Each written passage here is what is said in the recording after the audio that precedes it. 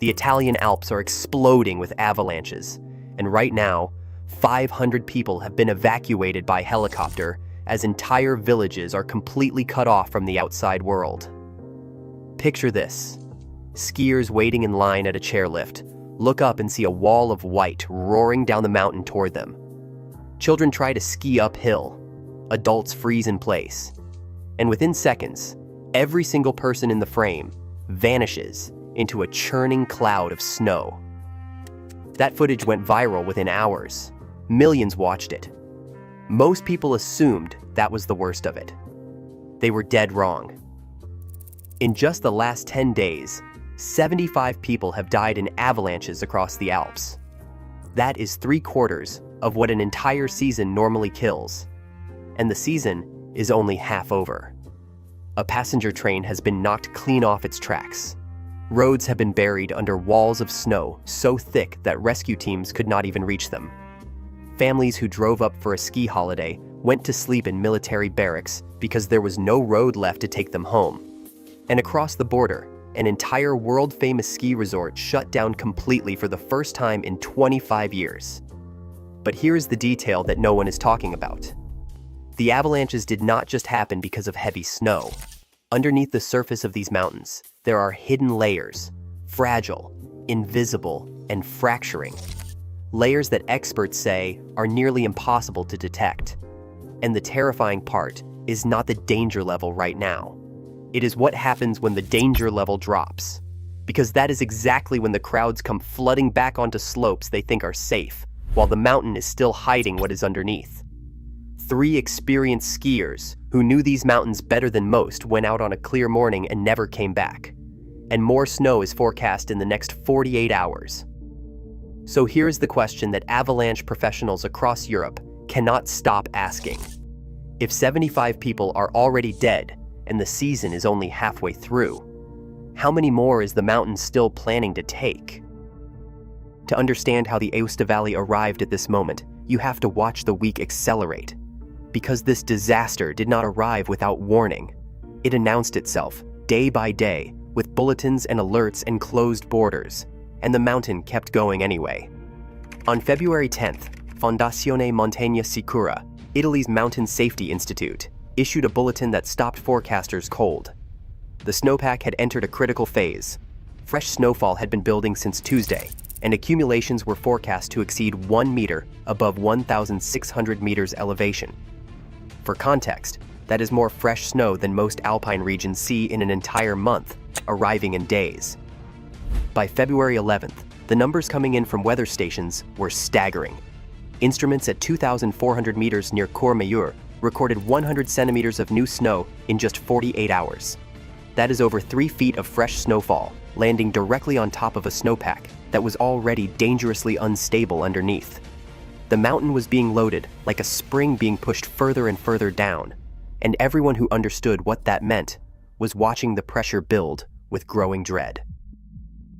On February 12th, the Regional Avalanche Bureau raised the official danger rating to level 4 out of 5, classified as strong.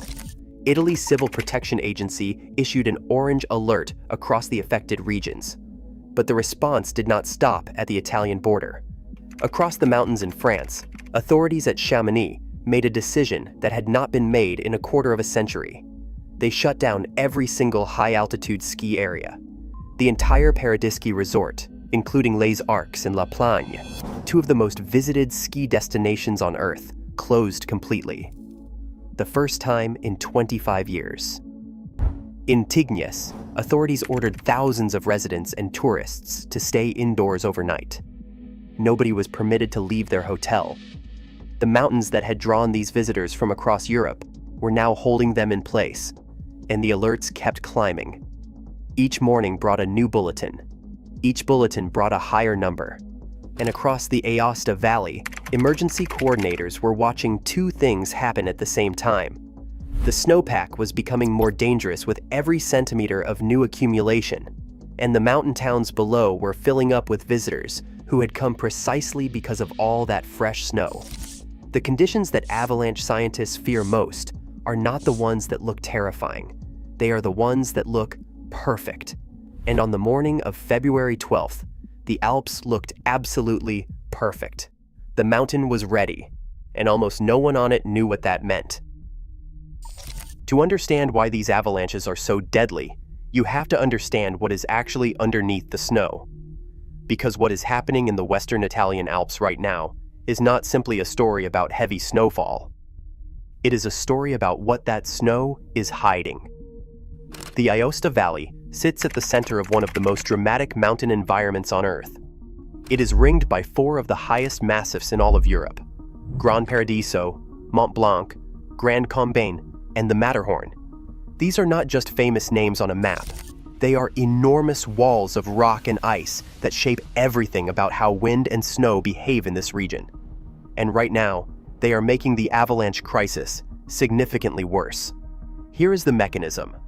When powerful northwesterly winds hit these peaks, they do not simply slow down or scatter. They scoop up massive volumes of snow from the windward side of the ridgeline and carry it over the top, depositing it on the leeward slopes below in dense, compressed formations. Avalanche scientists call these formations wind slabs. And wind slabs are, in the words of the experts who study them, the loaded chambers of the mountain. But wind slabs alone are not the full danger. The real threat is what lies beneath them. Weeks before the current storms arrived, the snowpack in these mountains went through a period of cold, dry weather that allowed a specific type of snow crystal to form deep within the pack. These crystals are fragile, loosely bonded, and structurally weak. They sit in buried layers that can span hundreds of meters across an entire slope face. When fresh snow or a wind slab presses down on top of them, those weak layers do not compress. They wait, and when the pressure becomes too great, or when a single skier passes over the wrong point, they shatter. The entire slab above them releases at once. Federico Catana, spokesperson for Italy's Alpine Rescue Corps, told the Associated Press that the dangerous points are many and nearly impossible to identify, even for an expert. A single skier's weight, he said, can be enough to trigger a catastrophic release. That is the detail that makes this snowpack so uniquely lethal. The surface looks like any other winter mountain. It is bright, clean, and undisturbed. There is no visible sign of what is waiting underneath. No crack, no sound, no warning. The mountain gives nothing away. And in the Aosta Valley right now, that invisible instability stretches across some of the most heavily visited ski terrain in Europe. The loaded chambers are everywhere, and most of the people skiing above them have no idea. By February 13th, the bulletins had been issued, the borders had been closed, and the danger ratings had been raised. The warnings were real, and they were loud. And then, on a snow-covered trail above Gresson-La Trinité, the mountains stopped waiting. A 44-year-old hotel worker from Milan was walking alone when the slope above him released without warning. There was no sound before it happened. No crack in the snow. No signal of any kind. One moment he was walking.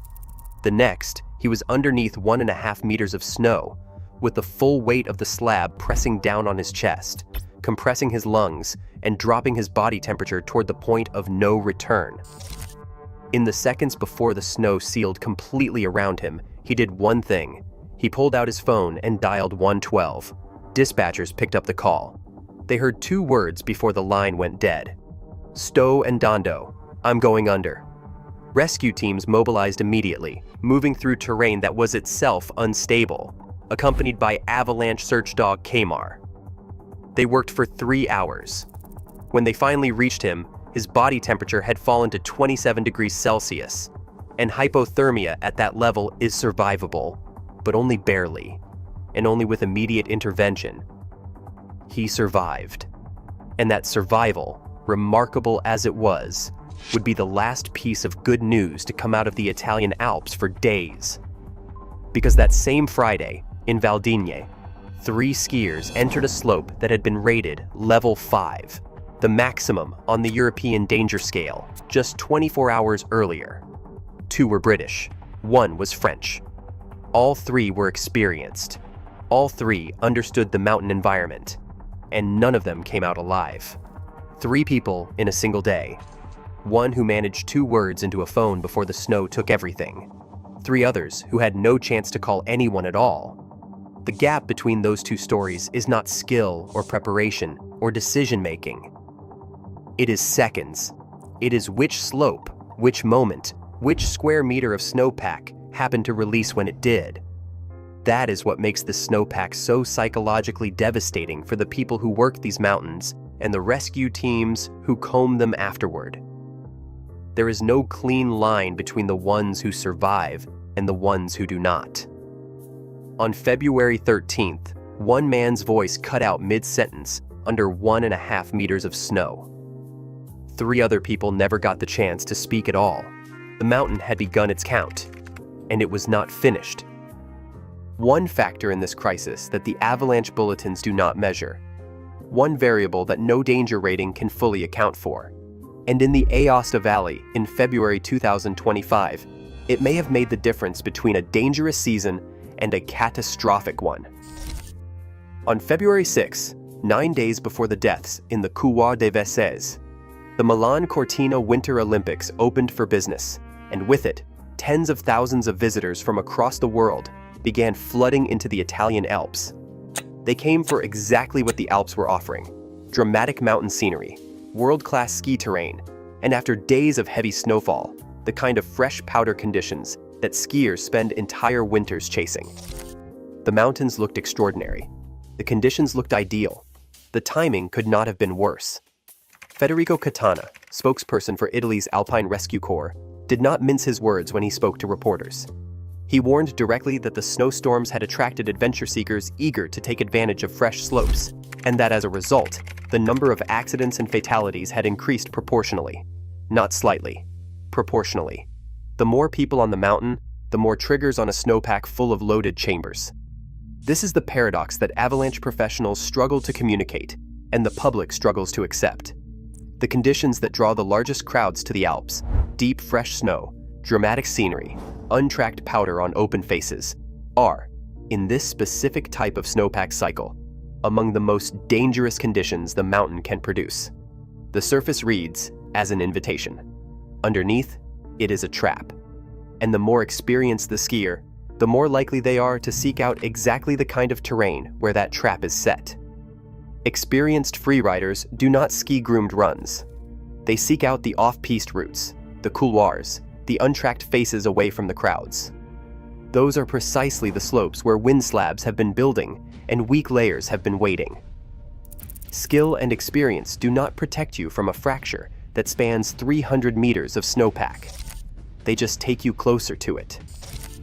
2 forces were tightening around the Aosta Valley at exactly the same moment. The mountains were becoming more dangerous with every centimeter of new snowfall, and the mountains were becoming more crowded with every flight that landed at Turin and Milan. Neither force knew about the other. The visitors did not know what the snowpack was hiding, and the snowpack did not care how far anyone had traveled to stand on top of it. The collision between those 2 forces was not a question of if. By the morning of February 15, it was already a question of where. Sunday, February 15th. The danger rating across the Aosta Valley was sitting at level 4. The bulletins had been clear for days. And at approximately 11 in the morning, 3 friends from France's Savoie region made a decision that thousands of experienced freeriders make every winter in the Alps. They chose a route they knew, a line they had likely studied, discussed, and planned. The Couloir des Vaisses in Valvenie, above the town of Courmayeur, one of the most popular off-piste descents at the foot of Mont Blanc. They were not reckless tourists. They were experienced freeriders. People who understood mountain terrain, who read avalanche bulletins, who had spent years developing the judgment that backcountry skiing demands. These were exactly the kind of people the ALPS are built for. Exactly the kind of people who come to Courmayeur in February and look at a line like the Couloir des Vaisses and know, with genuine expertise, how to assess what they are looking at. The slope released anyway. Eyewitnesses standing at the base of the gully saw the moment before it happened. Then they saw the moment after. Hugo Navel, 31 years old, was found lifeless in the snow. A second skier was airlifted to Perini Hospital in Aosta, where medical teams worked to bring him back. They could not. The third, Alexis Rassat, 29 years old, was buried under the snow for 40 minutes before rescue teams reached him. He was airlifted to Molinette Hospital in Turin, where he fought through the night. He did not survive the following day. The response to the slide was immediate and enormous. 15 rescuers deployed to the site. 3 K9 avalanche search units worked the debris field. 2 helicopters coordinated the extractions. Every resource that could be mobilized was mobilized. It was not enough to change the outcome for any of the 3 men buried in that couloir. Hugo Navel, Quentin Phillips, Alexis Razat. 3 friends from the same region of France. 3 people who knew these mountains well enough to be trusted on one of the most technical off-piste routes in the valley. They had skied terrain like this before. They understood the environment. They had made the kind of careful, experienced assessment that separates serious mountain athletes from casual visitors. The mountain did not care. That is not a figure of speech. It is the most important thing to understand about what happened in the Couloir des Vesses on the morning of February 15th. Skill does not negotiate with a fracture line that spans hundreds of meters of snowpack. Experience does not slow a slab once it releases. The investigation into whether the skiers triggered the slide or whether it released naturally remains open. The mountain has not provided an answer. It rarely does. The deaths in the Couloir des Vesses did not slow the mountains down. They accelerated. On the afternoon of February 15th, within hours of the rescue helicopters leaving the site above Courmayeur, a separate avalanche buried Regional Road 24 in the Reims Valley. No warning, no time to clear the route. The road that connected a cluster of mountain villages to the outside world simply disappeared under the snow. The villages went with it. Residents woke up the following morning with no way out and no timeline for when that would change. On February 16th, the crisis crossed the border. An avalanche near Gopenstein, Switzerland, struck a passenger train moving through the Lochberg corridor, one of the most critical north-south rail links in the entire Alpine network, carrying freight and passengers between Northern Europe and Italy. 29 people were on board. 5 were injured. The rail line shut down completely. The slide that derailed that train was not a remote event on an uninhabited slope. It was a direct strike on infrastructure that tens of thousands of people depend on, in a country that had been watching the danger ratings climb for days and had believed the trains were safe. They were not. By February 17th, the scale of the crisis had reached a point that emergency coordinators had not planned for. Approximately 100 tourists had traveled to the village of Reims Notre Dame, a small mountain community at the foot of the Grand Paradiso Massif, for a day of skiing. In the early afternoon, a massive avalanche released above the valley floor and buried the only road connecting the village to the outside world. There was no secondary route. There was no alternative exit. There was simply the snow, and behind it, 100 people with no way home. Helicopters began shuttling evacuees out immediately, ferrying groups to the sports area at Immeville's in relay after relay, as the afternoon light faded. The final count reached 250 people, airlifted from a single valley in a single operation. 30 evacuees, who could not be returned to their homes that night, were transferred to the Ramirez military barracks in Aosta, where they slept in emergency accommodation while the road remained buried. 250 people, 1 valley, 1 afternoon. When those numbers are placed alongside everything else the preceding 7 days had produced, 3 dead in the Couloir des Vesses, villages sealed off across the Reims Valley, a derailed train in Switzerland, 13 killed earlier in the same month alone, snow depths exceeding 3 meters in the upper valleys, and 75 avalanche deaths across the Alps, with the season only half finished. The full shape of the crisis becomes impossible to minimize. The mountain had stopped sending warnings. It was simply moving now. On February 18th, the official Aosta Valley Avalanche Bulletin was published. The danger rating was level 4.